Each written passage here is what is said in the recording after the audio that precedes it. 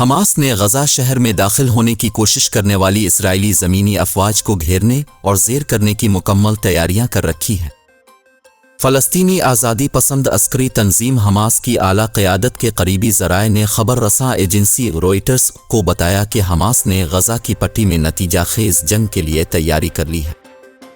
Hamas کا خیال ہے کہ وہ اپنے دشمن اسرائیل کو جنگ بندی پر مجبور کرنے کے لیے اس کی پیش قدمی طویل عرصے تک روک سکتی ہے۔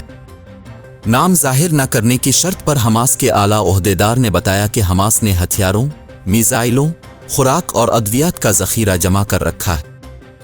روئٹرز ذرائع کا کہنا تھا کہ حماس کو یقین ہے اس کے ہزاروں جنگجو فلسطینی علاقے کے نیچے کھودی گئی سرنگوں کے شہر میں مہینوں تک زندہ رہ سکتے ہیں اور شہری گوریلا ہتھ کنڈوں سے اسرائیلی فورسز کو مایوس کر سکتے ہیں۔ حماس کا خیال ہے کہ اسرائیل پر محاصرہ ختم کرنے کے لیے بین الاقوامی دباؤ بڑھے گا کیونکہ شہریوں کی ہلاکتوں کی تعداد میں اضافہ ہو رہا ہے۔ اس لیے اسرائیل جنگ بندی اور مذاکرات کے ذریعے سمجھوتا کرنے پر مجبور ہو سکتا ہے۔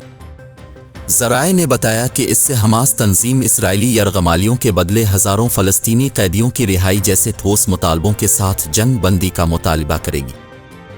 حماس کے اعلیٰ حکام اور وائٹ ہاؤس کی سوچ سے واقف شخص کے مطابق حماس نے قطر کی ثالثی میں یرغمالیوں کی رہائی کے مذاکرات میں امریکہ اور اسرائیل پر واضح کر دیا کہ وہ یرغمالیوں کے بدلے فلسطینی قیدیوں کو رہا کرانے کے مطالبے پر عمل درآمد چاہتے ہیں۔